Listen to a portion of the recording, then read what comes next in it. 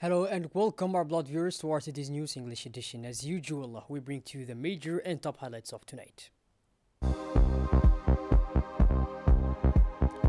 President Ghali holds phone conversation with his French counterpart Emmanuel Macron.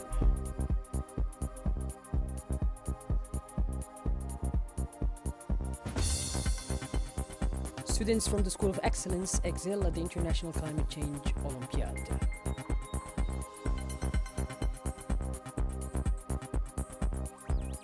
And on the international scene, France will recognize the state of Palestine next Monday.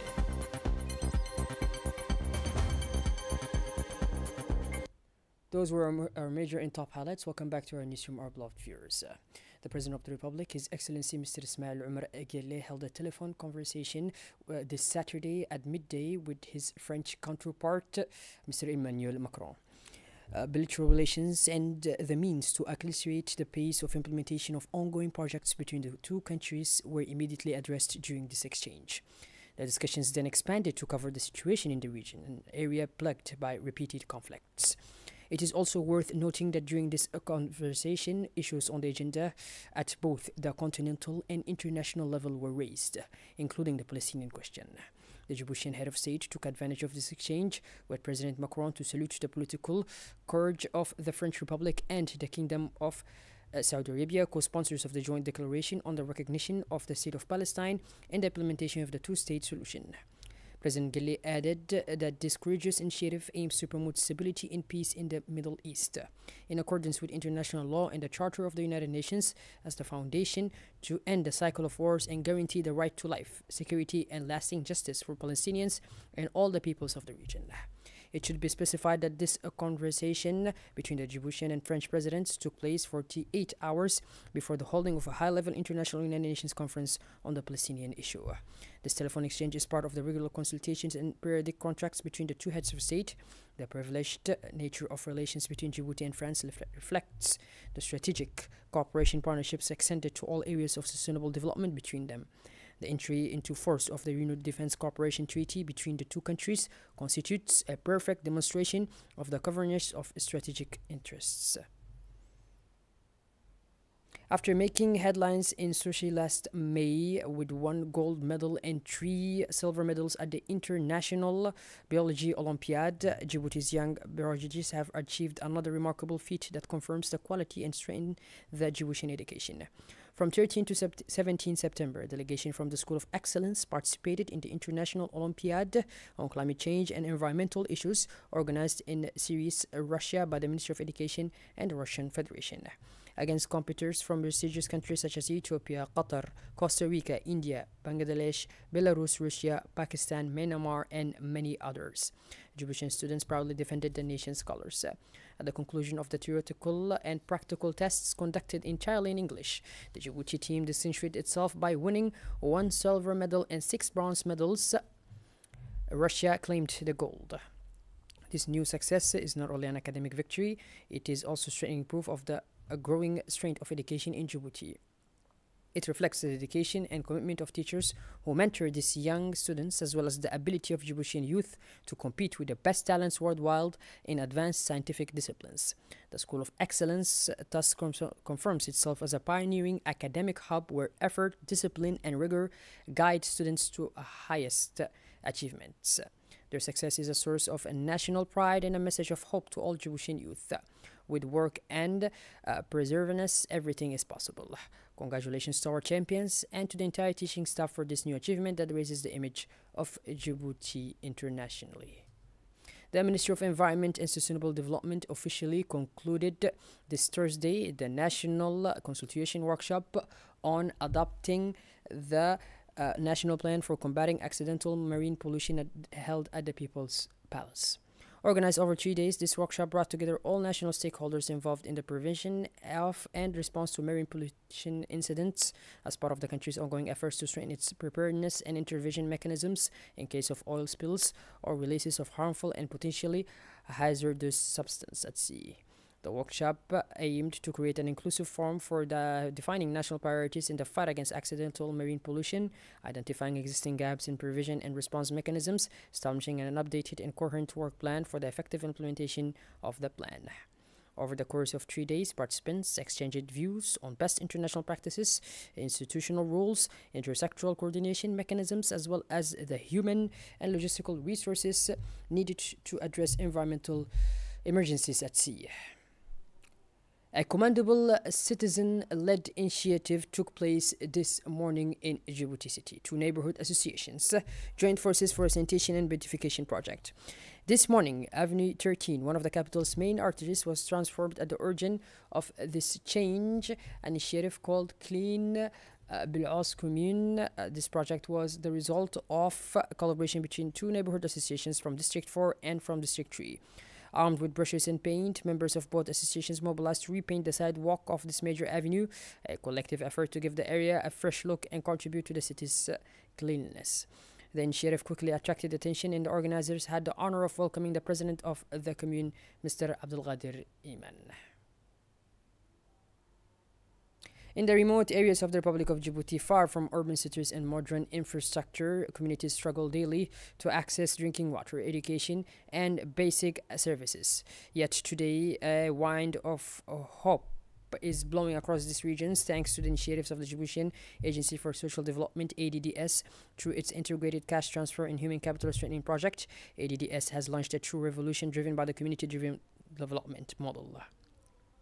As early of February 2021, facilitators were trained to support this program, which was completed at the end of 2024. To achieve this, 60 gathering sites were identified, covering a total of 120 projects across all inland regions. In all, 17,500 households benefited from these initiatives. These projects focus on essential infrastructure structured around 6 areas of intervention: education, public health, water, sanitation, rural transport, and hygiene. At the heart of this effort is the construction of modern community centers designed as spaces for populations to come together. They serve as meeting points, places for learning, and planning hubs for local initiatives.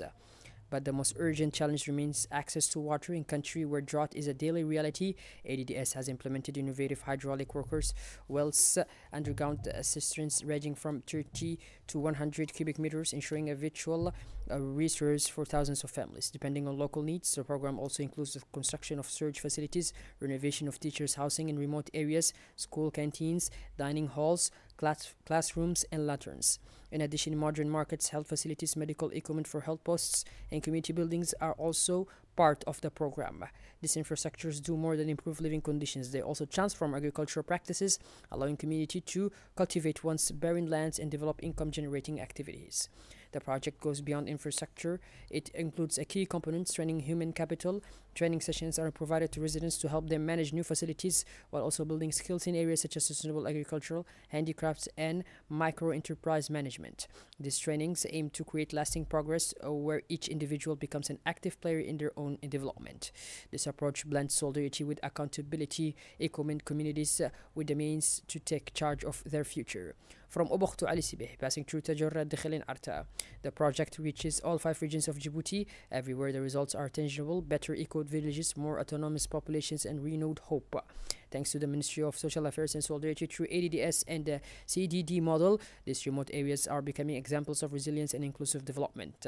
The integrated cash transfer and human capital strengthening project is much more than a series of technical achievements. It is a vision, that of a united Djibouti where every citizen, even in the most isolated corners, has a place in national development. A vision that is materializing today thanks to the commitment of communities and the hard work of the Djiboutian Agency for Social Development. In these remote areas, ADDS is writing a new chapter in the nation's history, a chapter where water flows, communities thrive, and hope is reborn, a chapter that shows that even under the most difficult conditions, development is possible when it is led by and for the people. Thus, the CDD will remain, and the reference model, community-driven development, is no longer just a concept, but a living reality, a model that proves lasting change begins when population becomes the architects of their own destiny. As part of the Last Mile project launched back in October 2024, a large-scale distribution of medicines was carried out today in the health post of the Tajorra region. This initiative demonstrates the government's determination to bring medicines closer to the population, including the most remote, rural, and mountainous areas. Under the supervision of the Director General of CAM, Dr. Hassan Abdurrahman Ilmi, essential products were delivered in record time to the health posts of Adailu, Randa, Balhodora, Guriri, Sagallo, and Dai. Prepared in advance, the orders were delivered in less than 48 hours thanks to CAM's logistics fleet and rigorous coordination. The operation brought together many local stakeholders alongside Director General of the Regional Hospital of Tajarrah, Dr. Ibrahim Muhammad Dimbio, sub-prefects and village chiefs of each locality actively participated in the distribution, ensuring a direct relay to the communities. All participants expressed their gratitude to the national authorities, first and foremost to His Excellency the President of the Republic, Mr. Ismail Omar Gelle, for his constant commitment to public health. This successful action also relied on the exemplary coordination of Dr. Ibrahim Muhammad Dimbio. Since its inauguration in December 2024, this young hospital has emerged as a true regional hub for public health policies. By providing technical and logistical support to frontline structures, it strengthens healthcare delivery and resilience throughout the north of the country. As part of the ongoing anti-smuggling efforts, the mobile customs units of the Dakhil region, in close collaboration with the Dakhil Joint Regiment, intercepted yesterday morning a large cargo of illegal qat coming from Ethiopia. The operation took place at Said Gaban in the Bondara area thanks to the vigilance of the deployed forces. 1,350 kilograms of qat were seized. In accordance with current procedures, the illegal merchandise was immediately destroyed by the Dakhil Custom Brigade with the support of the army. The operation was supervised by the head of the Dakhil Mobile Custom Unit in coordination with officials from the Regional Joint Regiment. It is important to recall that smuggling remains a major obstacle to the economic development of our country. Combating this scourge in everyone's business, each citizen is called upon to play an active role by reporting any suspicious activity. In another anti-smuggling operation, the Ali Sibih Customs Brigade, in collaboration with elements of the Ali Sibih Police Detachment, intercepted a large quantity of contraband near the outskirts of the city. The seized merchandise, an estimated 5,000 kilograms of qat, was intended to be transported to the capital. According to the standard procedure, the consignment was destroyed on site in the presence of the head of the Ali Sibih Customs Brigade, Mr. Muhammad Mumin Hassan.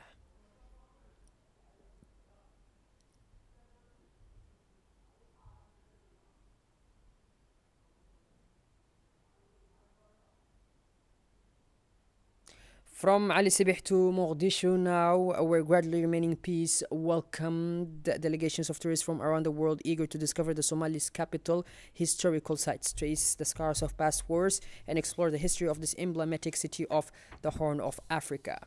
European visitors described their stay as a heritage journey to Mogadishu.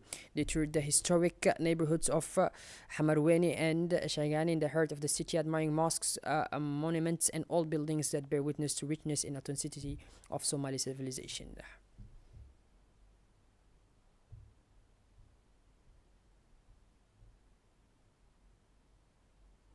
Ethiopia has launched the construction of the largest national integrated health rehabilitation center in East Africa.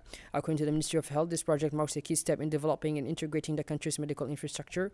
Health Minister officially inaugurated the works of Geversa in the city of Sheger in the presence of senior government officials and health professionals. She emphasized that this new center will serve as a national benchmark, transforming the existing rehabilitation facility, active for over 40 years, into a continental center for excellence, the first of its kind in Africa. The future complex will bring together 17 institutions under a single integrated structure, offering joint services for physical, mental, and cognitive disabilities. Shifting gears towards the international scenes now, since the early hours of this Saturday, the Israeli occupation army has continued its bombardments and violent raids on different areas of Gaza City, causing murders and injuries, including among displaced persons and aid seekers. Journalists reported renewed airstrikes at dawn on the Tel El Hawa neighborhood, southwest Gaza. Previously, occupation aircraft has targeted home and public facilities in the neighborhood of Tel El Hawa and Sabra with belts of fire and detonated 10 explosive devices in the area. French President Emmanuel Macron will announce on Monday, September 22nd, before the United Nations General Assembly in New York, the official recognition of the State of Palestine by France, a decision described as historic, marking a major turning point in Europe's stance on the Israeli-Palestinian issue. The Elysee stated that the recognition is part of the settlement perspective based on the two-state solution, while reiterating that the annexation of the West Bank is a red line. Paris also stressed the need for reforms within the Palestinian Authority and the exclusion of Hamas from any future governments. The International Court of Justice has announced that Brazil has joined a case filed by South Africa accusing Israel of genocide in the Gaza Strip. In a statement released Friday, the court specified that Brazil submitted its request to participate on September 7th based on Article 63 of its statute. Exercising the right of intervention provided under the article, Brazil relies on its statute as a party to the Convention on the Prevention and Punishment of the Crime of Genocide adopted on 9th of December 1948. General Secretary Antonio Guterres issued a stern warning to world leaders on the eve of the UN General Assembly's high-level week, urging them to take urgent and coordinated action to address a global crisis marked by war, climate change, inequality, and technological risks.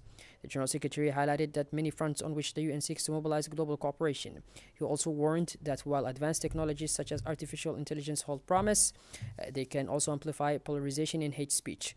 Governments therefore must ensure the preservation of human agency and that these technologies become a force for good. He urged leaders to reverse the tide and embrace reforms of the international financial architecture to achieve greater justice and equality. Well, but these are Blood viewers. We finally conclude this edition. Thank you for being with us, and make sure to tune in later for more as usual. Have a wonderful evening and take care. Thank you.